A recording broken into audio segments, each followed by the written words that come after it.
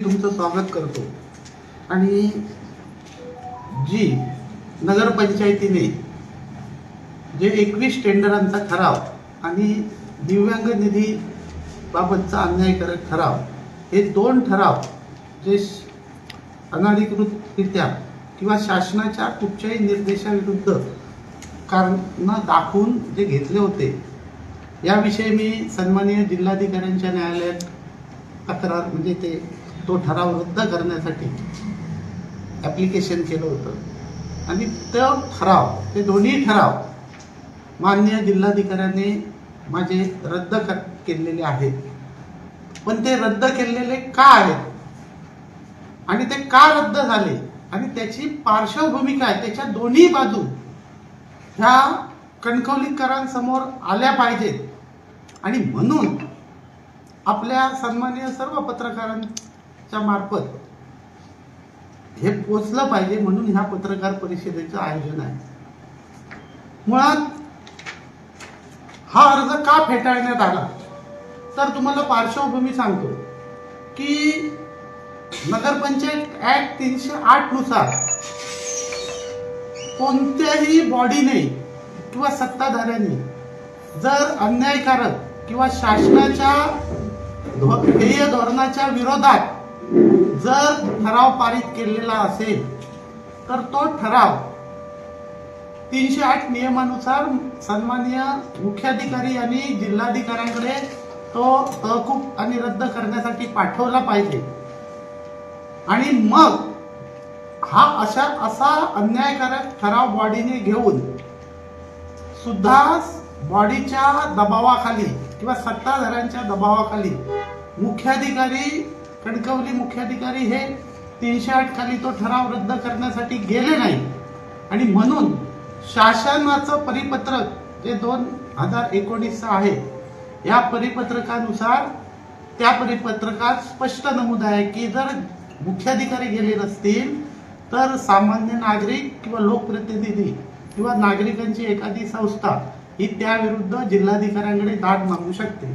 आणि ह्या अनुषंगाने मी जिल्हाधिकाऱ्यांकडे मुख्याधिकारी गेले नसल्यामुळे मी दोन्ही अर्ज केले होते।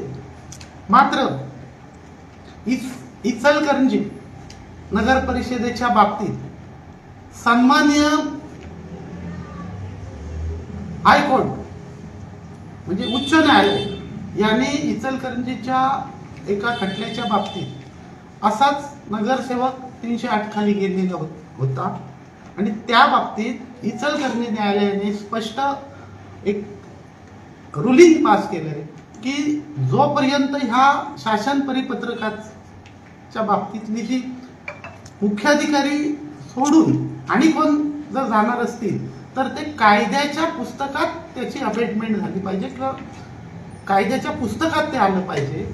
कायद्याच्या पुस्तकात फक्त मुख्याधिकारी आहे, त्यामुळे GR चा इफेक्ट घेता कामा नये, कायद्याप्रमाणे चाललं पाहिजे। शासन निर्णयाचा इफेक्ट कोर्टाने रद्द केला आणि त्यामुळे मी तुम्हाला ह्या सर्व न्यायालयीन जजमेंट आणि निर्णयाची प्रत तुम्हाला मी देतो। आणि त्यात सन्माननीय जिल्हाधिकारी यांनी एवढंच म्हटलंय की आदेशामध्ये महाराष्ट्र नगरपंचायत औद्योगिक नगरी 1965 इचलकरंजी विरुद्ध किंवा शासन निर्देशाविरुद्ध ठराव केला असेल तर सदरचा ठराव प्राप्त झाल्यापासून 3 दिवसाच्या कालावधीच्या आत ठरावाची अंमलबजावणी करण्यासाठी तो तहकूब करण्यासाठी तो जिल्हाधिकारी यांच्याकडे पाठवण्याची जबाबदारी केवळ मुख्याधिकाऱ्यांची असल्याने अर्जदार यांचा अर्ज म्हणजे माझा अर्ज फेटाळण्यात येत आहे।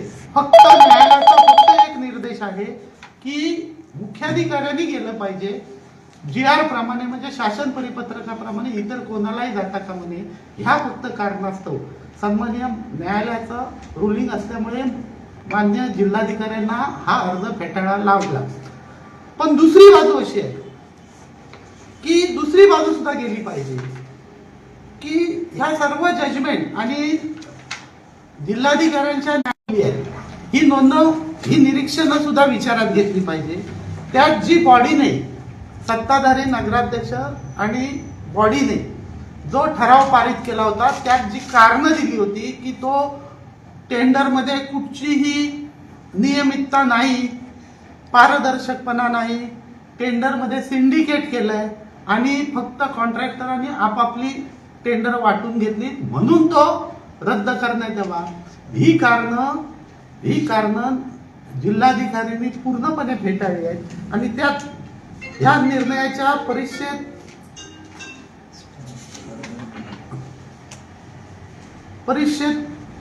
ही मध्ये स्पष्ट म्हटलंय. बाकीचा वापर तुम्ही बघा की केवळ निविदा भरण्यामध्ये कोणतीही स्पर्धा न होता हेतू पुरस्कार निविदा भरल्या गेल्याचे मत नगराध्यक्षांनी मांडल्या याची खात्री झाली म्हणून केले, म्हणजे नगराध्यक्षांना फक्त वाटलं म्हणून स्थायी समिती ठराव 1 दिनांक 6/4/26 व विशेष ठराव सभा ठराव क्रमांक 1 13/4/26च्या अधिनियमात तरतुदी तसेच शासन हा ठराव निर्देशाशी सुसंगत नाही असं जिल्हाधिकाऱ्यांनी स्पष्ट म्हटलंय. आणि दुसरा त्याचबरोबर ते म्हटलंय उपरोक्त ठरावाची अंमलबजावणी तहकूब करण्यासाठी सदरचे ठराव मुख्याधिकारी नगरपंचायत कणकवली यांनीच जिल्हाधिकारी यांच्याकडे पाठविणे अपेक्षित होते, परंतु मुख्याधिकारी नगरपंचायत कणकवली यांनी उपरोक्त अधिनियमातील 308 मध्ये तरतुदीनुसार कार्यवाही केलेली नाही असं जिल्हाधिकाऱ्यांनी स्पष्ट म्हटलंय. इतर बऱ्याच गोष्टी आहेत की जिल्हाधिकाऱ्यांसाठी योग्य त्या स्पर्धा झाल्या आहेत, योग्य ती पारदर्शीपणा हे पार पाडलं आहे. त्या मुख्याधिकारी सुद्धा जिल्हाधिकाऱ्यांनी जो अहवाल मागवला या अहवालात सुद्धा दिनांक 4 मे 26च्या अहवालात जिल्हाधिकाऱ्यांकडे दिलेल्या अहवालात स्पष्ट म्हटलेलं आहे ही सगळी प्रक्रिया पूर्णपणे निर्दोष पार पाडण्यात आलेली आहे. फेरनिविदा झाल्या तर जनतेचं आणि शासनाचं आर्थिक नुकसान होऊ शकतं आणि हे स्पष्ट त्यांनी म्हटलंय. आणि असं असून सुद्धा ह्या विरोधात बॉडीने ठराव घेऊन मुख्याधिकारी 308 खाली गेले नाहीत. मुख्याधिकाऱ्यांनी आपलं कर्तव्यात कसूर केलेली आहे. या जिल्हाधिकाऱ्यांच्या जे काय म्हणतात त्याला निरीक्षण आहे, या निरीक्षणात स्पष्ट उल्लेख आहे आणि जिल्हाधिकाऱ्यांनी हेही मान्य केलंय की ज्या बॉडीने जो ठराव घेतला तो शासनाच्या नियमाला धरून नाही. आणि असं असताना हा ठराव जो जिल्हाधिकाऱ्यांनी सुद्धा अपात्र ठरवलाय थोडक्यात, तर ह्या ठरावाची आता मुख्याधिकारी अंमलबजावणी करणार काय? कर्तव्यदक्ष मुख्याधिकारी ह्या ठरावाची शासनाने त्यांच्या वरिष्ठ जिल्हाधिकारी यांच्या न्यायालयाने जो ठराव अपात्र म्हणजे थोडक्यात शासनाच्या निर्देशाविरुद्ध आहे याचा स्पष्ट उल्लेख केलेला असल्याने ह्या ठरावाची अंमलबजावणी म्हणजे नगराध्यक्षांनी घेतलेल्या ठरावाची जी अनधिकृत ठरावाची अंमलबजावणी सन्माननीय कणकवलीचे मुख्याधिकारी करणार आहेत का, हा भविष्यात आपल्याला पाहावं लागेल. आणि नाहीतर त्यांच्या त्या कृतीच्या विरोधात आम्हाला कायदेशीर बाबी तपासून न्यायालयात जावं लागेल. लक्षात घ्या. आणि दुसरी गोष्ट दिव्यांगांच्या बाबतीतला जो ठराव आहे, आमचं एवढंच म्हणणं होतं की एकूण 2,80,000 रुपये दिव्यांगांसाठी 5% नुसार राखीव होते. 68 दिव्यांग होते आणि 68 दिव्यांगांना समान वाटप व्हावं म्हणजे कोणावर अन्याय होणार नाही. जर समान वाटप झालं असतं तर सुमारे 4117 रुपये त्यांना प्रत्येकी आले असते. आणि एकाच दिव्यांगाचे लाड करताना त्याला 1,80,000 रुपयाची गाडी जाते आणि 1 लाख रुपये राहत आहेत. आणि 1 लाखात उरलेल्या 67 जणांना जर समान वाटप केलं तर फक्त 1492 रुपये राहत आहेत. म्हणजे 41च्या ऐवजी 1492 रुपये फक्त त्यांना मिळणार आहेत. त्यांचं वैयक्तिक नुकसान जवळजवळ 2625 रुपये प्रत्येकी होणार आहे. आणि ते होऊ नये म्हणून आम्ही ते अपील दुसरं दाखल केलं होतं. आमचं एवढंच म्हणणं होतं की दिव्यांग हे सर्व आपल्यासाठी समान आहेत. प्रत्येक दिव्यांगाचं दुःख आहे, जे कष्ट आहेत ते सारखे आहेत आणि त्यामुळे त्यांची ही सुद्धा रक्कम त्यांना मोठी आहे आणि ती त्यांना मिळावी. पण नियमाच्या तरतुदीनुसार ते सुद्धा अपील आमचं जिल्हाधिकाऱ्यांनी फेटाळलंय. जिल्हाधिकाऱ्यांनी अपील फेटाळल्याबाबत आमची कुठचीही तक्रार नाही, कारण न्यायालयाच्या पुढे सन्माननीय उच्च न्यायालयाच्या पुढे कुठच्याच अधिकाऱ्याला जाता येणार नाही, हे तेवढंच करा. आणि ह्याच अनुषंगाने मी एक खंत माझी वैयक्तिक मी सांगतो ती आम्ही व्यक्त करतो की जेव्हा कायद्यामध्ये आणि वेगवेगळी आणखी गरजेनुसार मार्गदर्शन व्हावी म्हणून शासन आपापल्या अनुभवाने त्यावर, कारण कायद्यात सगळं लिहिता येत नाही, नाही तर पुस्तकाचे खंडच्या खंड झाले असते, म्हणून कायद्याला अनुसरून शासन प्रत्येक वेळेला त्याचे मार्गदर्शक सूचनांचं परिपत्रक किंवा शासन निर्णय काढत असतं. पण सन्माननीय न्यायालयाच्या मते की जोपर्यंत ते कायद्यात नाही तोपर्यंत ते शासन परिपत्रक मानता येणार नाही. आता न्यायालयाच्या पुढे आपण काय करू शकत नाही, पण माझं एक म्हणणं आहे की मग जे शासन निर्णय काढतं कायद्याला धरून, हे सर्व शासन निर्णय आपण भाषणात गुंडाळायचे का, हा सुद्धा प्रश्न त्या निमित्ताने उपस्थित होतोय. आणि दुसरी गोष्ट अशी की हे जर निर्णय शासनाच्या भाषणात गुंडाळायचे नाही तर मग शासनाने तरी अशा बाबतीत एखादा कायदा पारित केला पाहिजे की शासनाच्या नियमाला अनुसरून झालेले जी पत्रक किंवा शासन निर्णय आहेत यात न्यायालयाने सुद्धा म्हणजे तो कायद्याचा भाग समजावा किंवा असं कुठच्या म्हणजे तज्ञ कमिटीकडून काहीतरी त्याच्यातून शासनाने मार्ग काढला पाहिजे, तरच अशा अन्यायाविरुद्ध काहीतरी करता येईल. आता हा प्रश्न इथे राहिला, त्यांचा ठराव चुकीचा आहे, पण न्यायालयामुळे मला जाता येत नाही आणि फक्त चुकीच्या ठरावाच्या विरोधात मुख्याधिकारी सत्तेच्या विरोधात जावं लागतं म्हणून गेले नाही. मग ह्याचा जो परिणाम कणकवली शहराच्या विकासावर झाला, इतक्या कामांपासून नागरिक वंचित राहिले, याला नक्की जबाबदार कोण, हा प्रश्न आमच्या समोर आहे. आणि आपल्या माध्यमातून ही माहिती जनतेपर्यंत पोहोचली पाहिजे आणि म्हणून आपल्या माध्यमातून ही मी पत्रकार परिषद घेतोय.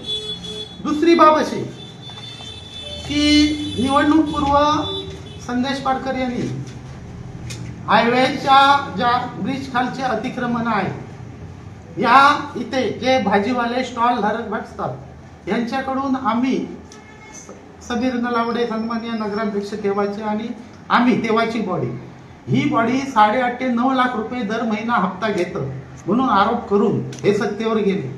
आणि त्यानंतरही परवाच्याच कुठच्या तरी शुक्रवारच्या जे नमो उद्यान जे आमच्या राज्य शासनाकडून जे पैसे प्राप्त झाले त्याच्या उद्घाटनाच्या प्रेसला सुद्धा परत म्हणाले की आता ती कारवाई झाली आणि जे जे काही गोष्टी समोर आल्या आणि त्याच्यातून मी केलेले आरोप सिद्ध झाले, असं त्यांनी परत एकदा पुन्हा उच्चार त्या गोष्टीचा केला.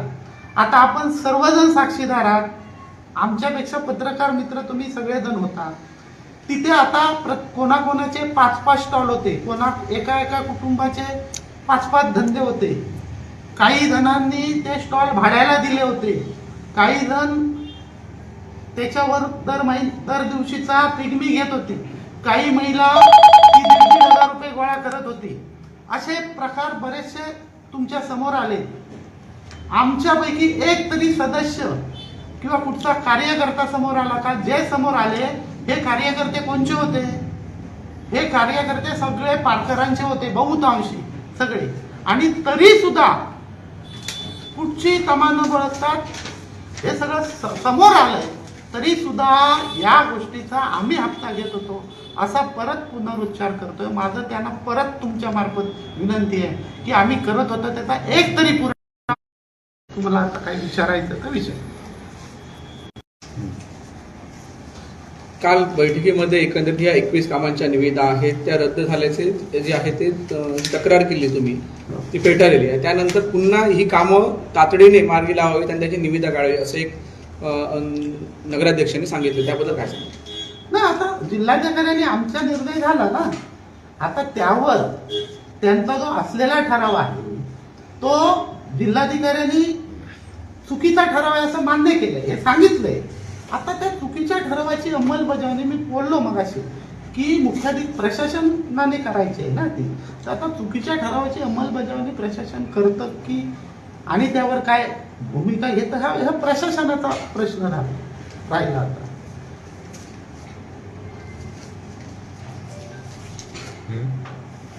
आणि काय बस अजून काय विचारत नाही.